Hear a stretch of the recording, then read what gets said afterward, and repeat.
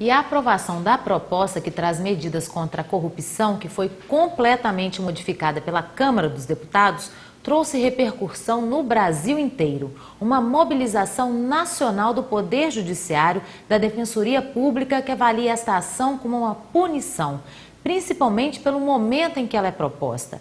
E para falar mais sobre esta polêmica, o TVD Notícias recebe agora ao vivo em nossos estúdios os juízes de Mococa, Dr. Sansão Ferreira Barreto e Dr. Djalma Moreira Gomes Júnior, que serão entrevistados pelo jornalista Edson Balista.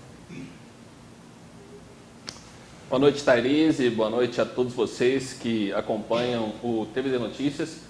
Claro, esse é um momento muito importante da política brasileira, do cenário político brasileiro, com esse projeto tramitando agora no Senado Federal, já houve a aprovação na Câmara dos Deputados e agora essa mobilização por parte do Poder Judiciário para que essas medidas realmente façam jus ao que foi proposto pelo Ministério Público, as 10 medidas contra a corrupção. É com muito prazer, com muito carinho, que nós recebemos aqui para falar um pouco melhor sobre essa mobilização, sobre o que são essas 10 medidas contra a corrupção. Aqui ao meu lado o Dr. Djalma Moreira Gomes Júnior, juiz da 2ª Vara de Mococa. Seja muito bem-vindo. E também o Dr. Sansão Ferreira Barreto, juiz da 1ª Vara e também juiz eleitoral. Prazer imenso receber vocês aqui no TVD Notícias. Prazer estar aqui. Bom, a gente está vendo uma mobilização. Aqui em Mococa já houve uma mobilização proposta pelo Ministério Público, pelos juízes aqui de Mococa, por vocês, para fazer frente a essa afronta que o Senado Federal agora e a Câmara dos Deputados fizeram com o projeto proposto das 10 medidas da corrupção? Sim, a Associação dos Magistrados paulistas, a APAMAGES, a Associação do Ministério Público, as associações dos delegados de Polícia Civil e também de Polícia Federal, todos eles coordenaram manifestações no Brasil todo no dia de ontem, para que os juízes, promotores, delegados se manifestassem mostrando a sua indignação com o desmanche das propostas de combate à corrupção que houve na calada da madrugada do dia 26 de novembro. Então, em apoio, em adesão a essas manifestações que ocorreram em praticamente todos os fóruns do Estado de São Paulo e vários fóruns do Brasil inteiro, nós aqui em Mococa, nós realizamos aqui em Mococa, o Dr. Djalma, que estava em Caconde, realizou também essa manifestação no Fórum de Caconde. Aqui na nossa região, todos os fóruns aderiram às manifestações que ocorreram no Brasil todo, envolvendo magistrados, membros do Ministério Público e delegados das Polícia Civil e Federal. Dr. Djalma, pelo que a gente acompanhou na reportagem que antecedeu a nossa entrevista, a gente vê que as pessoas, a população, seja ela criança, seja ela jovem, adulto, idoso, elas estão sequiosas à espera que, de fato, essas 10 medidas sejam aprovadas da forma que foram propostas. E houve uma desconfiguração completa por parte dos deputados, na calada da noite, se aproveitando de um momento de consternação das pessoas em virtude do acidente aéreo que vitimou os jogadores, a tripulação, dirigentes do clube da Chapecoense. E agora a gente vê que as pessoas não aceitam isso, não estão aceitando o que foi proposto, o que foi mudado pelos deputados lá na Câmara dos Deputados. E a reportagem mostra esse sentimento das pessoas. O senhor concorda também com isso? Concordo. Olha, Edson, no meu ponto de vista, o que se tem notado é que o combate à corrupção, a criminalidade, mas principalmente a corrupção, ela passou mais recentemente a chegar em pontos que não chegava. Tradicionalmente, as pessoas mais poderosas, fossem empresários, fossem políticos, elas não eram atingidas pelo combate à corrupção pelas polícias, pelo Ministério Público e pelo Judiciário. E de um tempo para cá isso passou a acontecer. E na medida em que isso passou a acontecer e cada vez mais fortemente, parece que mecanismos para que isso não mais, acontecesse foram sendo criados. E eu enxergo essa movimentação nesse contexto, Edson.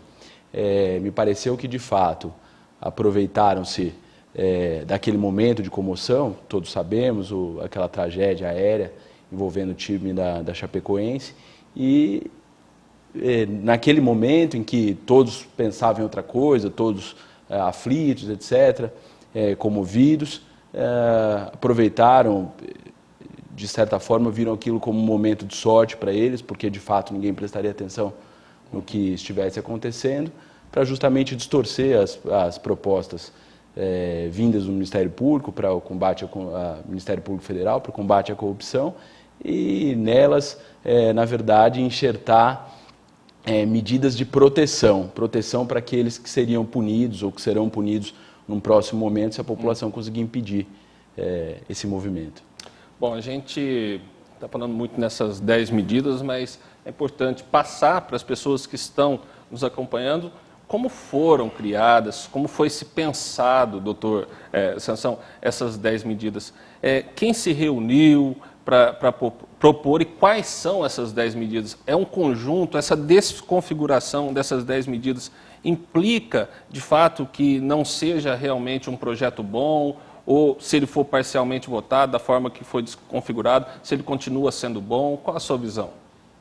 Então, é importante dizer que essas medidas, foi denominado o projeto das 10 medidas de combate à corrupção, elas foram gestadas dentro da Operação Lava Jato, por membros dessa operação, procuradores, também juízes e outros estudiosos do direito penal.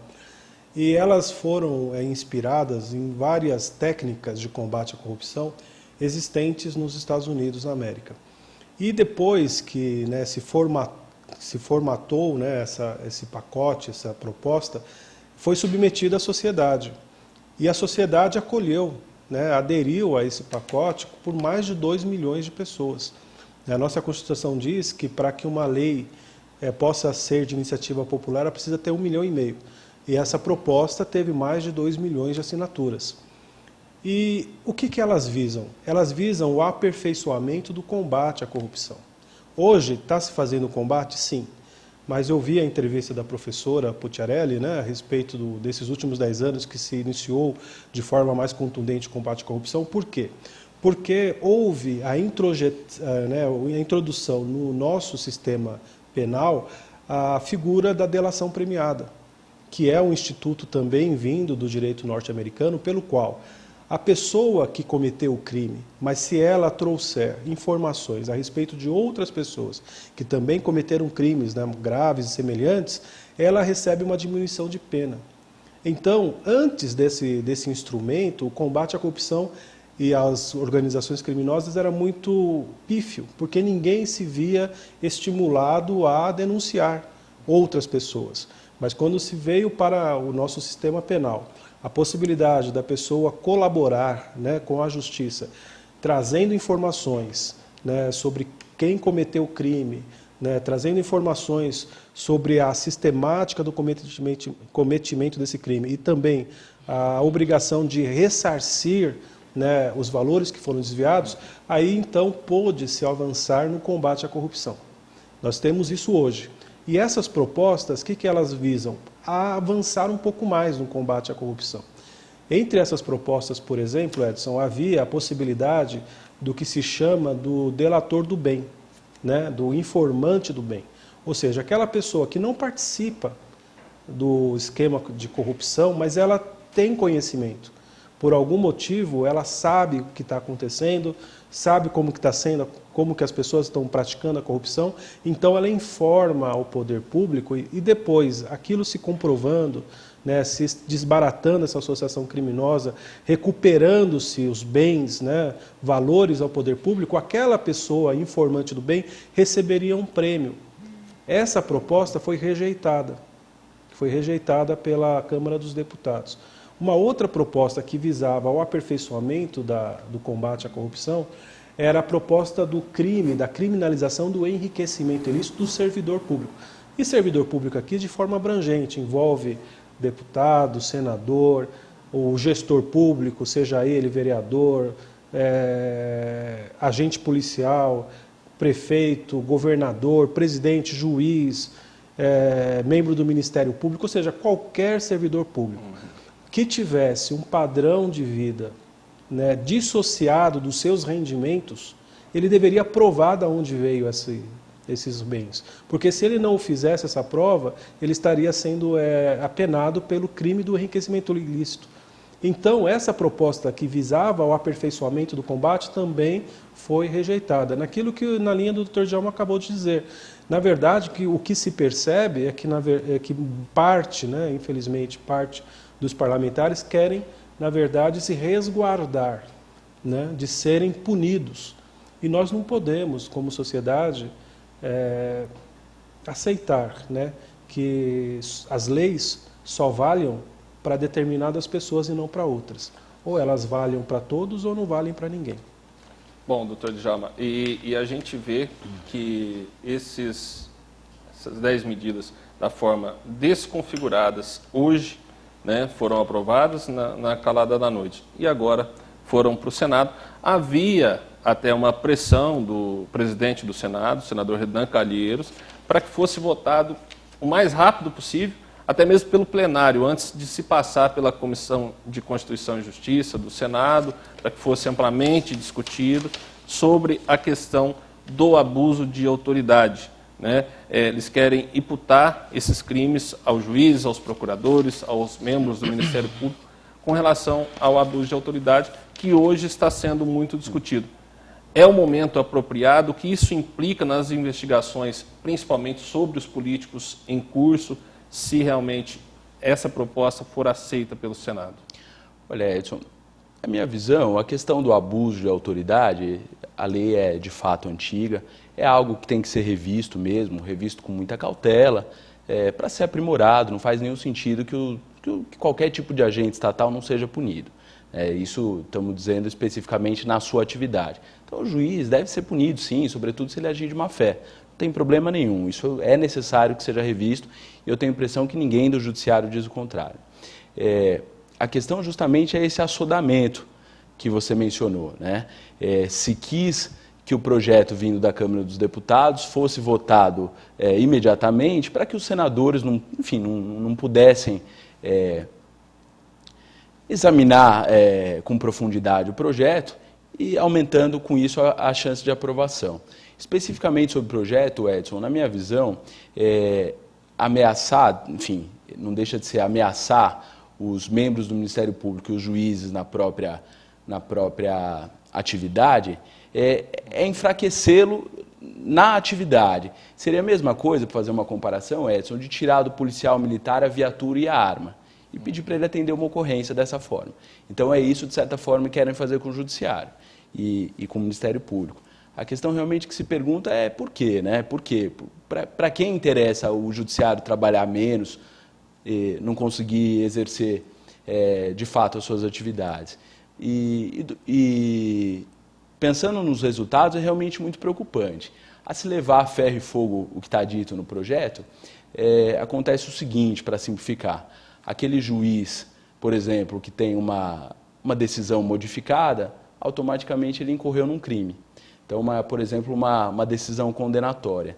E aqui é curioso pensar, Edson, porque, de fato, eu falei lá no começo, que no meu ponto de vista isso foi colocado não por acaso nesse momento, porque justamente a ideia é blindar determinadas pessoas, etc.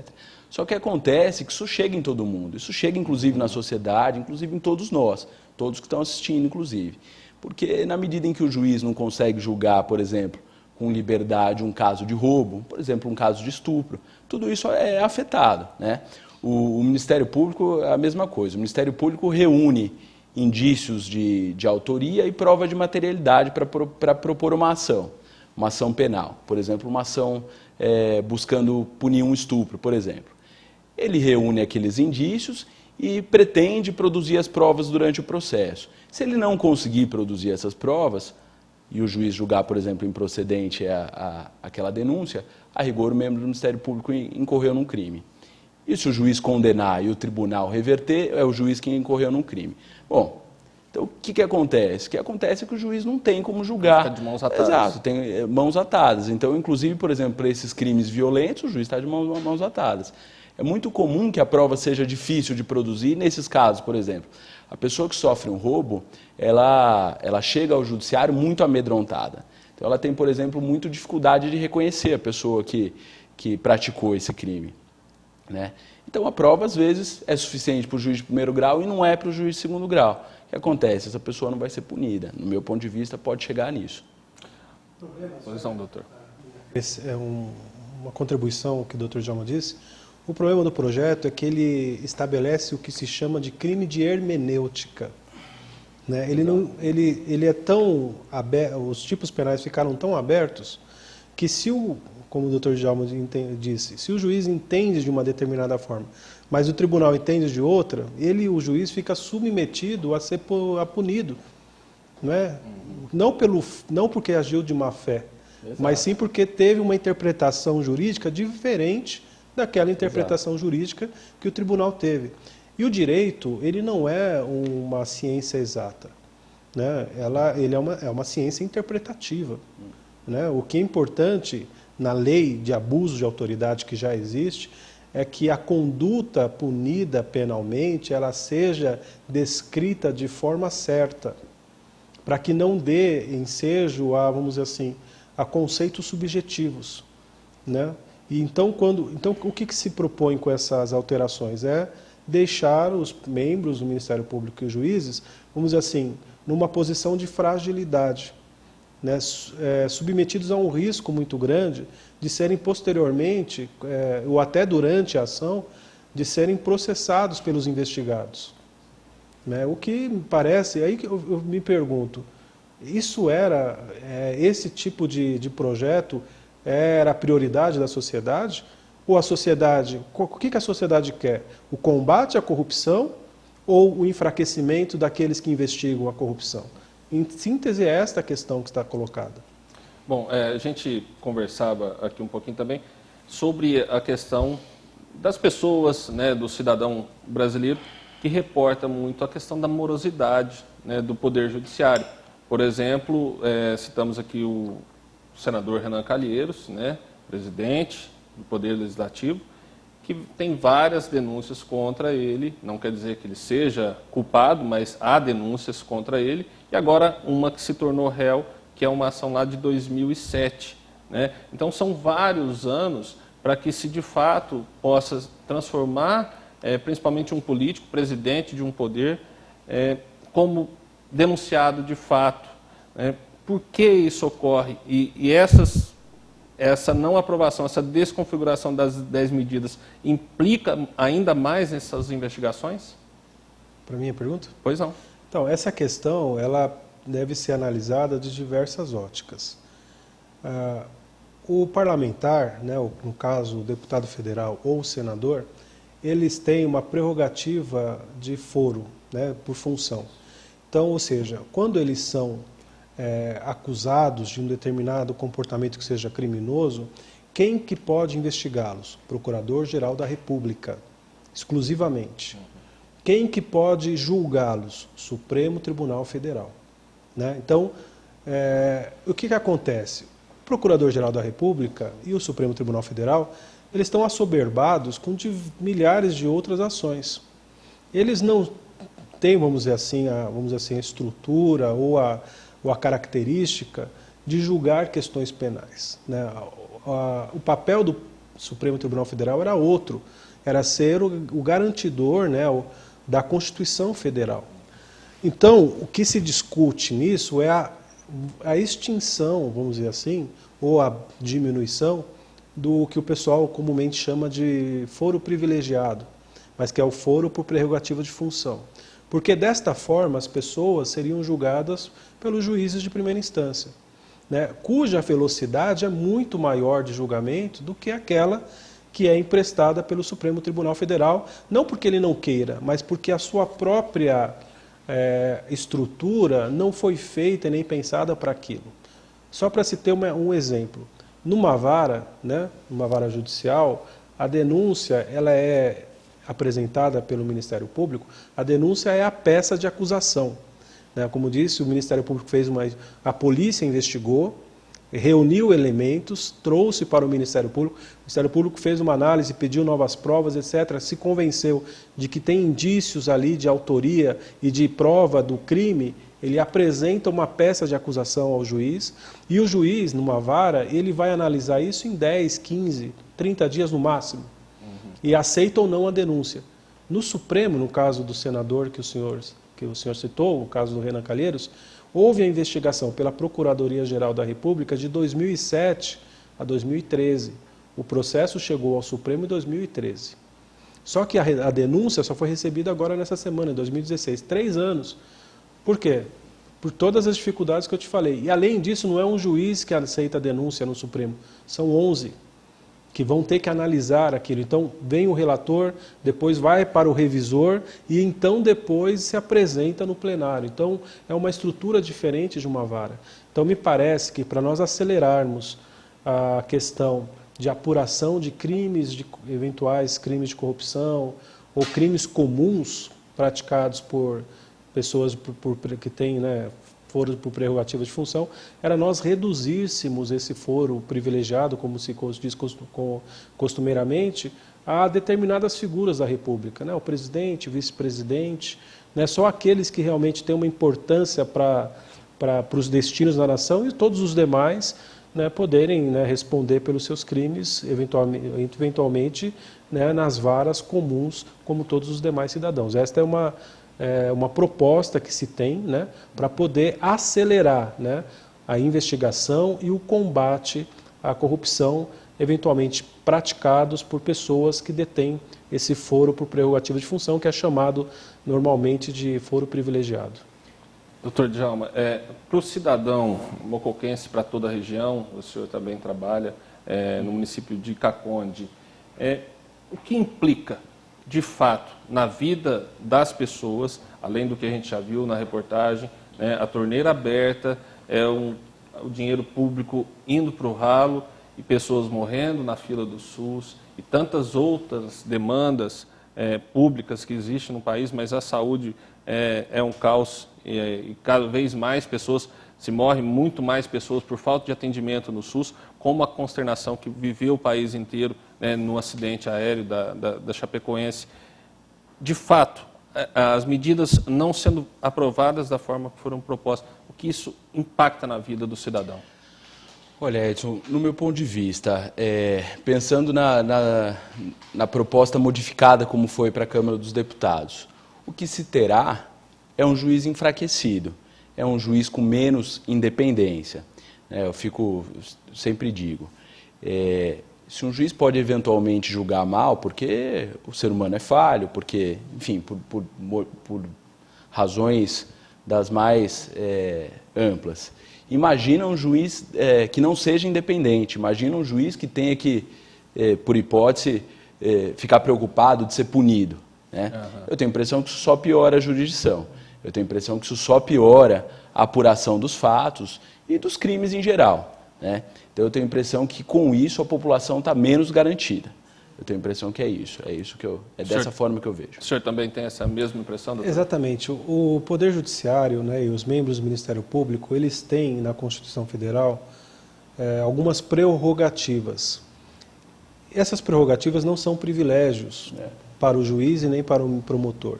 Essas prerrogativas são garantias que a Constituição empresta a esses agentes públicos para que eles possam exercer a sua função, a sua atividade de forma independente. Quais são essas garantias previstas na Constituição? Inamovibilidade, ou seja, o juiz, por exemplo, estamos aqui, eu e o Dr. Djalma somos juízes de Mococa. Ninguém nos tira daqui. O tribunal não tira, o ministro do Supremo não tira, o governador não tira, o prefeito não tira, o deputado não tira. Por quê? Porque se o juiz ficar, vamos dizer assim, sujeito a essas ingerências, vamos dizer assim, ele não teria liberdade nem a imparcialidade de julgar contra os poderosos, sob pena de, então se eu julgar contra, eles vão me mandar lá para perto lá do Mato Grosso. Entendeu? Então é uma garantia para a sociedade, trazendo para o quê? Vamos dizer assim, a tranquilidade para o juiz poder julgar, mesmo contra aqueles que detêm poder político e econômico, porque ele não vai ser assim, retaliado desta forma. A outra garantia, irredutibilidade dos vencimentos. Né? É uma garantia na Constituição, que infelizmente não tem sido observada pelo nosso Congresso, porque a irredutibilidade não é só, vamos dizer assim, eu ganhava X reais em 2006. Então, se você continuar ganhando X reais em 2016, aqueles mesmos X reais, você teve toda a correção da inflação. Então, a irredutibilidade implica a necessidade de que aquilo que você ganhava em 2006 seja corrigido ao menos pela inflação. Isso não é reajuste, isso é recomposição. E de 2006, quando foi estabelecido o subsídio, até hoje, 2016, há uma perda de 40%. Não é de reajuste, não é de aumento de salário, é de recomposição da inflação. Né? Isso é uma irredutibilidade. Por quê? Porque o juiz, pela Constituição, ele não pode exercer nenhuma outra atividade. Ele não pode ter empresa, ele não pode, né, se dedicar a outras coisas a não ser a magistratura ou ser professor numa escola de direito. Por quê? Para que ele tenha toda a sua atenção voltada para a distribuição da justiça. E tenha tranquilidade, ganhe razoavelmente bem, para que ele não fique, né, dependente de favores, ou para que ele não fique preocupado com a situação financeira e não possa voltar toda a sua atenção para a distribuição da justiça de forma rápida e de forma justa. E a outra prerrogativa que está prevista na Constituição, eu falei da inamovibilidade, redutibilidade dos vencimentos, terceira, me fugiu agora, doutor Djalma, e a inamovibilidade, irredutibilidade e vitaliciedade. E a vitaliciedade. O que é a vitaliciedade? Uma vez investido no cargo, o juiz ele é juiz por toda a vida, até morrer ou então até se aposentar.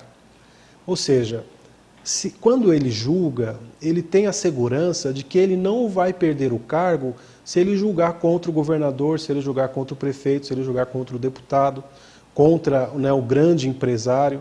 Né? Ele tem a garantia de que ele é inamovível, de que ele é vitalício. Ele pode perder o cargo? Pode. Aí a Constituição prevê. De que forma? Através de uma decisão judicial. Uma decisão judicial. Por quê? Isso é um privilégio? Não. É porque é uma outra pessoa imparcial que tem todas essas garantias para poder julgá-lo de forma justa. E aí então ele poderá perder o cargo se ele cometer crime. Né? Porque, como diz, o juiz comete crime, pode cometer, porque ele é humano. E se ele comete, ele tem a sanção disciplinar, tem sanção que é administrativa, tem a sanção civil e tem também a sanção criminal. Então, o que se vê aí pela sociedade? Mas um determinado juiz cometeu um crime tão, né, grave e ele foi aposentado compulsoriamente. Nossa, que privilégio! Essa aposentadoria compulsória é uma pena administrativa. Isso não impede, quando ele é aposentado compulsoriamente, o que o tribunal faz? Encaminha os autos ao Ministério Público.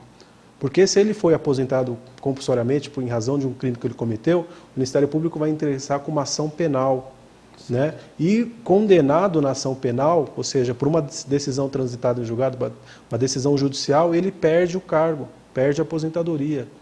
Mas tudo isso o que são? São garantias previstas na Constituição para que o juiz possa julgar de forma imparcial, de forma tranquila, distribuir justiça a quem quer que seja, sem o risco de ser retaliado em razão das decisões. É uma garantia da sociedade. Né? A pessoa que seja mais humilde, se ela ingressar com uma ação contra a mais poderosa, o juiz vai ter a tranquilidade de julgar como se fossem dois poderosos litigando ou como se fossem duas pessoas humildes, porque ele tem essas garantias para poder não sentir-se ameaçado, né, de perder o seu cargo, de perder, né, eventualmente ser de alguma forma prejudicado em razão das suas decisões. Então, quando você traz, né, esses tipos abertos para fragilizar o Poder Judiciário, na verdade você está fragilizando a sociedade. Porque então você vai poder punir aquele que, né, infelizmente, ou cometeu um pequeno delito, mas você não vai poder punir aquele que é um grande empresário, que é um grande político, porque você pode perder o cargo. você fragiliza a sociedade.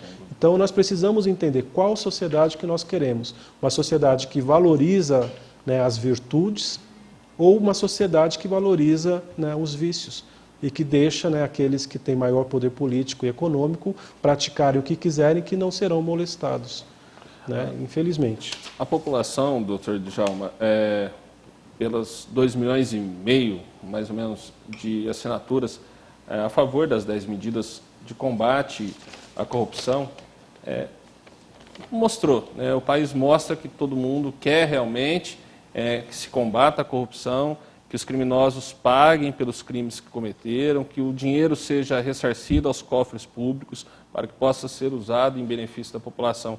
E o deputado Onyx Lorenzoni, ele lamentou, né, até uma frase dele, foi o relator na Câmara dos Deputados do projeto contra as 10 medidas, e foi montado um relatório para apresentação aos 513 deputados, justamente acompanhado pelo Ministério Público, né? E foi ajustado. A princípio havia sido colocado a questão do abuso de autoridade, depois foi se retirado sobre a possibilidade de prejuízo das investigações em curso, mas ele lamentou, até dizendo sobre sede de vingança. Uma declaração dele, após a sessão, o deputado Onyx Lorenzoni lamentou o resultado e disse que os parlamentares agiram movidos por sede de vingança contra o Ministério Público e o Judiciário.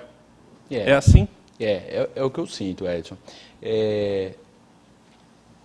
A questão que você falou, parece que o que se tentou é introduzir a anistia também a vários crimes, né? Uma ideia inicial, comentada, né, uma suposta ideia inicial, era introduzir uma série de anistias. A anistia, para simplificar, é um perdão. Perdão a crimes cometidos. E eu tive a oportunidade de ler a proposta. Infelizmente, não diz respeito apenas a crimes eleitorais. Diz respeito à lavagem de dinheiro, à corrupção passiva, ativa, que é pedir dinheiro, dar dinheiro, enfim. Então, é um perdão amplo que alcançaria toda essa massa política. O Ministério Público, o Judiciário, as polícias, elas se levantaram prontamente diante dessa ideia de perdão amplo, né, para a classe política. E o troco, entre aspas, seria esse. O troco seria a lei de abuso de autoridade introduzida, na verdade introduzida não, substituída por várias das propostas de combate à corrupção, sobretudo aquelas mais agudas, né? Aquelas que em tese dariam mais certo. Sim. Então parece que foi sim. Agora, Edson, a questão da sociedade ou do juiz, né? Na verdade, eu, Djalma, o doutor Sansão, para a gente importa menos mesmo, né? Se você tiver, em tese, menos ferramenta, você trabalha menos, né? Se tiver lá um monte de terra, te entregarem uma pá para você vai remover mais rapidamente. Se tiver que remover com a mão, vai remover com uma velocidade menor, né? Então, se o juiz tiver menos ferramenta de trabalho, vai trabalhar menos. Agora, o juiz trabalha para quem? O juiz trabalha para a população, né? Então, quem vai se ver prejudicado é a população. O juiz que não pode condenar ninguém, enfim, é o que o doutor Sansão falou, é questão de saber o que a sociedade quer, se a sociedade quer valorizar o vício, se a sociedade quer mesmo que os poderosos façam o que queiram, etc., ou não. Né? Para isso, doutor Sansão, muitos membros dos poderes, do Poder Judiciário estiveram a Brasília, né, num encontro com a ministra do Supremo Tribunal Federal, a ministra Carmen Lúcia. O que foi pedido à ministra, o que foi pedido ao Supremo nessa visita? Qual foi o diálogo com o Supremo Tribunal?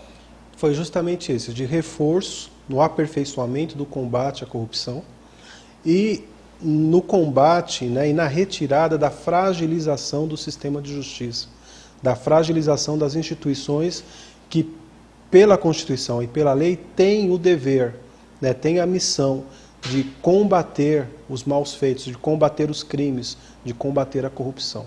Então, os juízes e promotores foram a Brasília agora no dia 1º, né, mais de 400, né, e foram até lá, se encontraram com a ministra Carmen Lúcia e entregaram esse manifesto, né, de combate, né, contrário ao desmanche do projeto de combate à corrupção e e com o propósito que o Supremo, né, se engaje no combate ao enfraquecimento das instituições.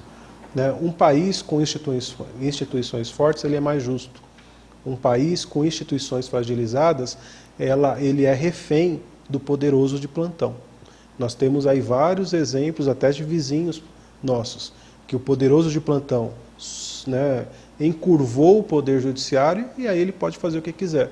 Porque se alguém for reclamar, ele tem um controle do poder judiciário. O poder judiciário é o último bastião da liberdade do cidadão.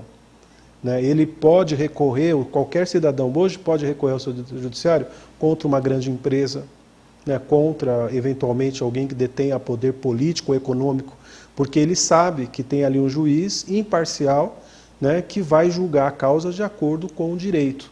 Né? Sem favorecer A ou sem favorecer B, ou sem medo de A ou sem medo de B. O que nós precisamos de um poder judiciário independente, né, respeitado e que trabalhe, né, como diz o Dr. Djalma, em favor da sociedade. Nós temos, aí o pessoal fala, mas o poder judiciário demora. Ora, Edson, a solução no poder judiciário, ela realmente é um pouco mais demorada porque ela tem alguns ritos. Né?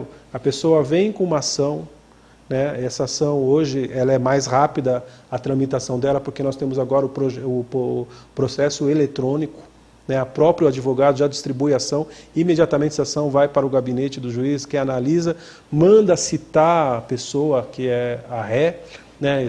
Aí tem que ser expedida uma carta, vai lá a carta, cita a pessoa, marca uma audiência, ou seja, tem um trâmite, tem um tempo. Só que nós aqui no Poder Judiciário de São Paulo, nós estamos reduzindo o tempo de tramitação dos processos de forma muito grande. Né? Processos, por exemplo, Dr. Djalma, né? Nós trabalhamos aqui na área criminal também, e ele também faz, por exemplo, audiências em processos contra a vida, né? Homicídio, etc. Tanto ele quanto eu, nós tivemos, e eu tenho a competência de fazer a segunda parte, que é o processo no júri. Se eu tenho uma ideia, Edson, nesses últimos 2 anos, entre o crime e o julgamento no júri, nós estamos fazendo isso em menos de 2 anos. Interessante. É muito rápido. Veja, ocorreu o crime, aí nós temos que dar o crédito às nossas polícias. Né? A polícia militar imediatamente vai ao local, né, reúne informações, a Polícia Civil também, faz uma investigação rápida, chega ao autor do crime, o Ministério Público denuncia, o juiz processa, tem audiência, dá a sentença de pronúncia, o réu recorre ao tribunal, o tribunal julga aquela pronúncia, manda devolver o processo e nós marcamos o júri. Tudo isso em menos de 2 anos. Então o Poder Judiciário tem se empenhado para diminuir, né, o tempo de tramitação dos seus processos.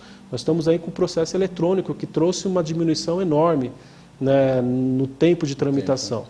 Mas nós precisamos caminhar mais.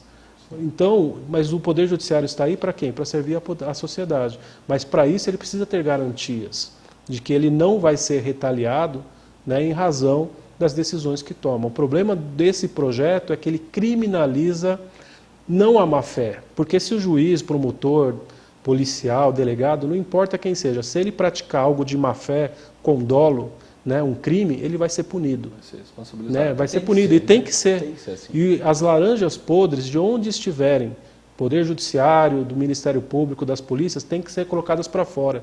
Porque o que não dá mais é a gente ser complacente com qualquer tipo de corrupção. Nós, como povo brasileiro, não aceitamos mais isso. Mas não é só a corrupção do pequeno, nós também não queremos mais a corrupção do grande.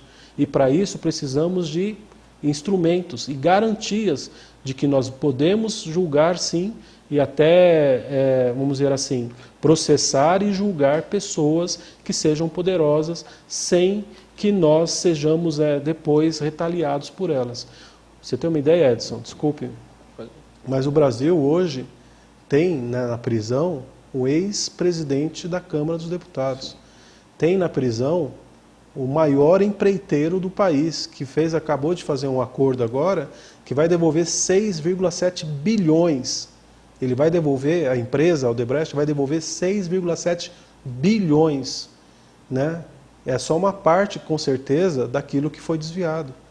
Um gerente da Petrobras, só um gerente, não é nem diretor, nem se comprometeu a devolver 100 milhões de dólares. Então veja, a corrupção é um câncer da nossa sociedade e nós precisamos combater. E só vamos combater com instituições fortes, polícia, Ministério Público e Judiciário fortes e independentes. Né? Se elas forem fragilizadas, a sociedade vira refém.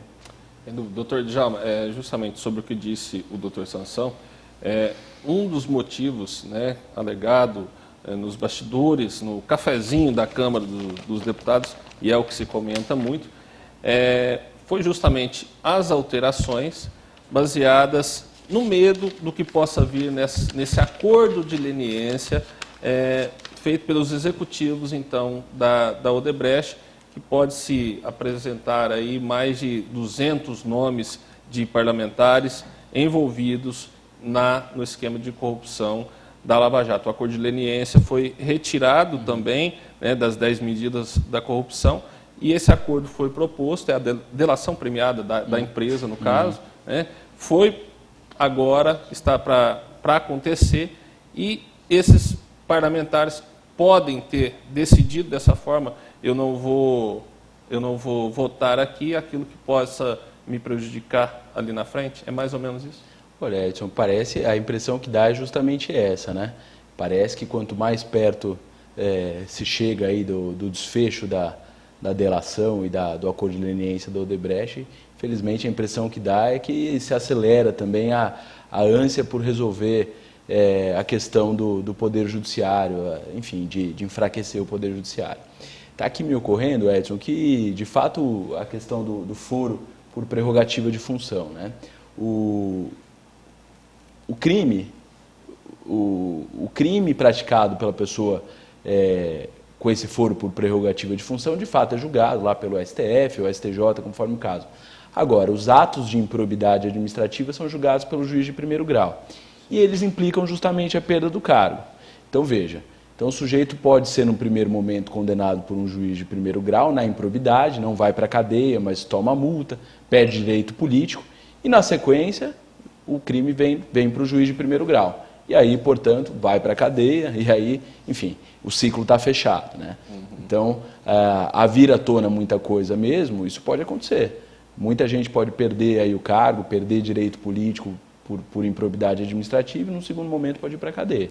Então, realmente, se a ideia é se proteger disso, um bom caminho é colocar o Poder Judiciário de joelho, sem dúvida.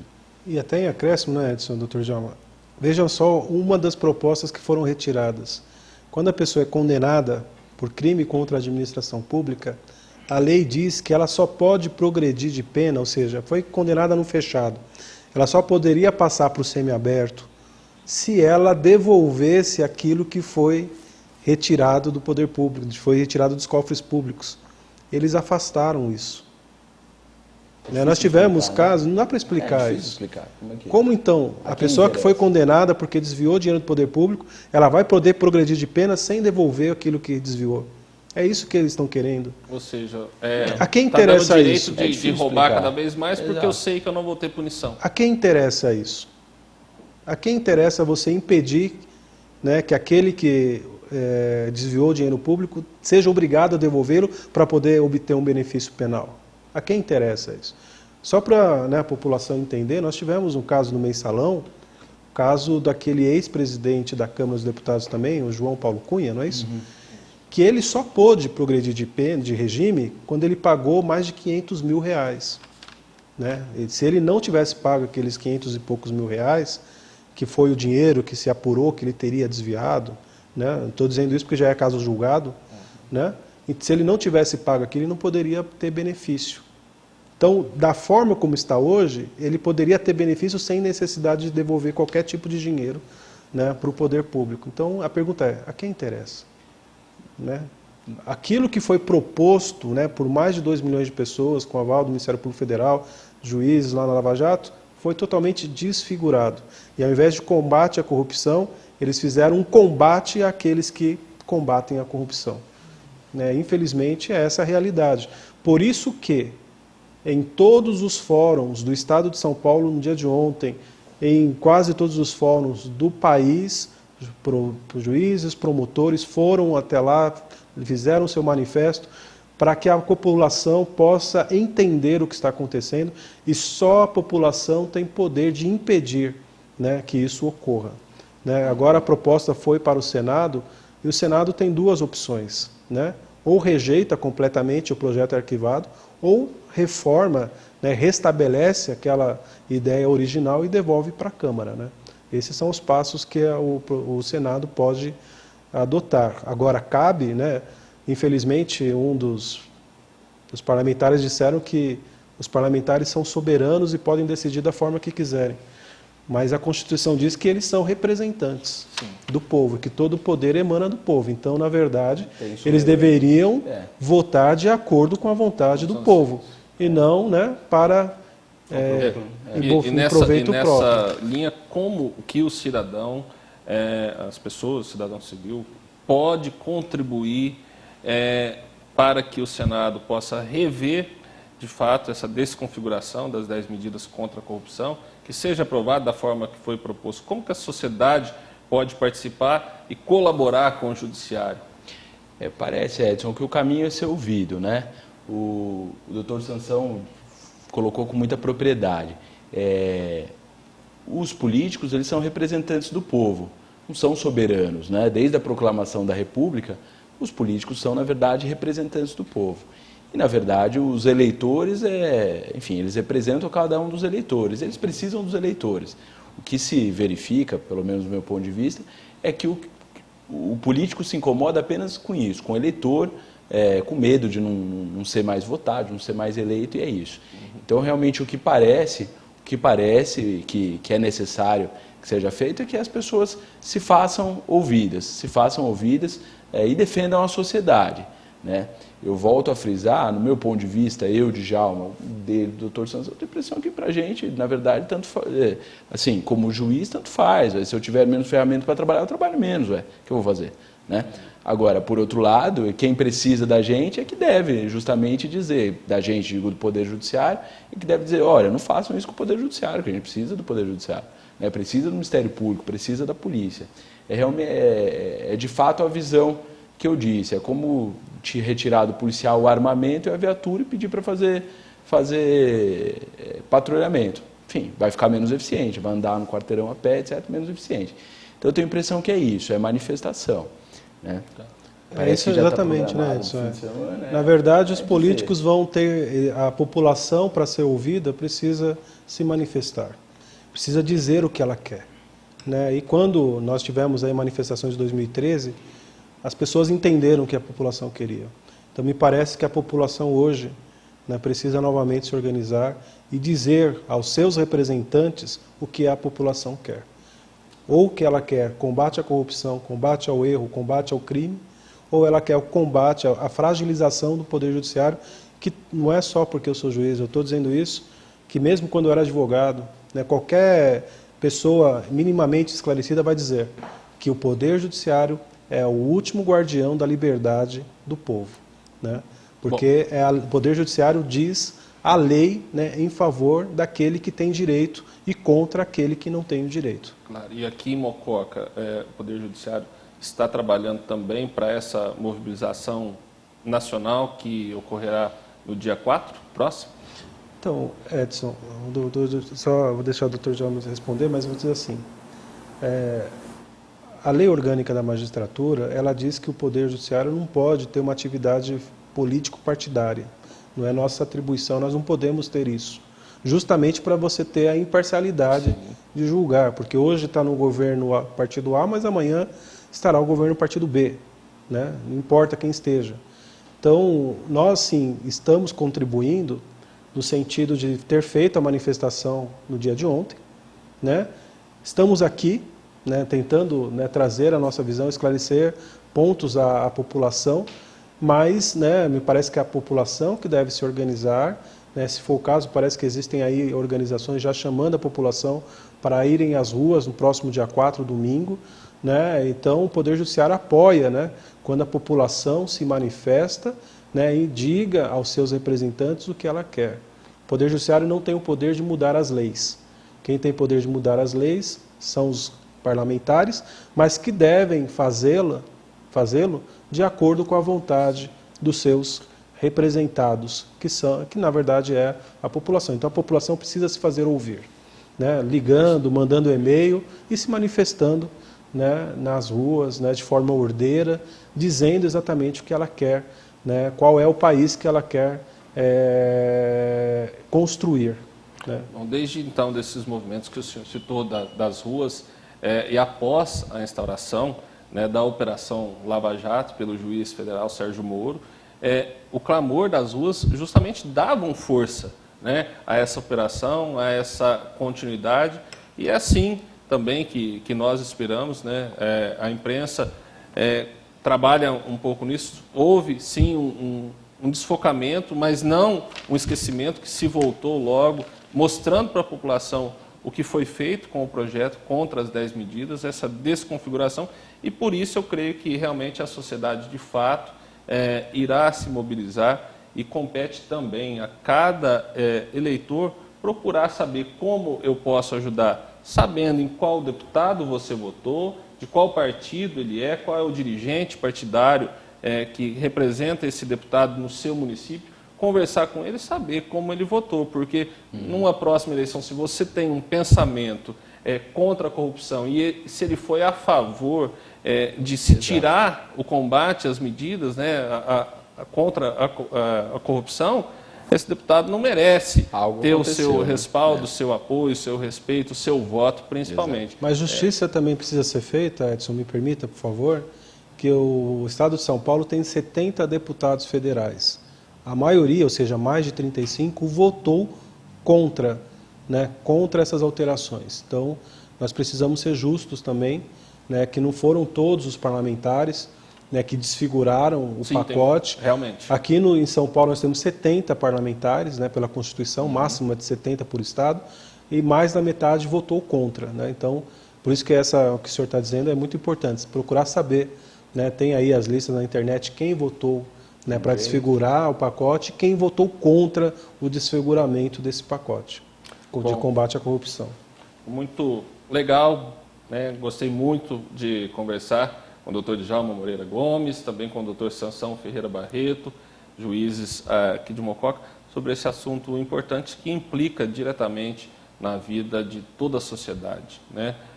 Não apenas de quem é corrupto, mas também daquela pessoa que sofre a corrupção indiretamente quando precisa de um médico, precisa de um exame e tem que esperar às vezes mais de anos numa fila do SUS, porque o seu dinheiro está indo para a corrupção, para fins que a gente nem conseguiria mencionar aqui, de tão altas que são as cifras. Então, gostaria de agradecer de coração, né, a presença de vocês, os esclarecimentos de vocês sobre essas questões, e deixar primeiramente ao Dr. Djalma as suas considerações finais, a toda a população, a todos os telespectadores aqui do TVD Notícias. Edson, eu queria agradecer a você, a TVD, pelo espaço. Realmente esse assunto é um assunto que nos preocupa. A mim, posso dizer que me preocupa muito mais como cidadão, muito mais como cidadão do que como juiz, né? Porque, de fato, o doutor Sansão falou que se precisa de juiz independente. O que se precisa é saber que, quando a gente tiver um problema, e se esse problema for grave, que o juiz que trate dele seja pelo menos alguém independente, né?